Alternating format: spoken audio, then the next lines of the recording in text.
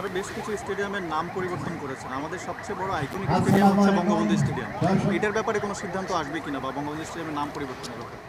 নাম পরিবর্তনের বিষয়ে আমাদের উপদেষ্টা পর্যায়ের একটা কমিটি হয়েছে। সেই কমিটি একটা প্রস্তাবনা দিলে তার ভিত্তিতে ওইটা একটা জেনারেল ডিসিশন হবে, কারণ আপনারা জানেন যে হাজার হাজার নাম আছে এরকম। তো সেটাই সেই জেনারেল ডিসিশনের ভিত্তিতে সিদ্ধান্তটা আসবে।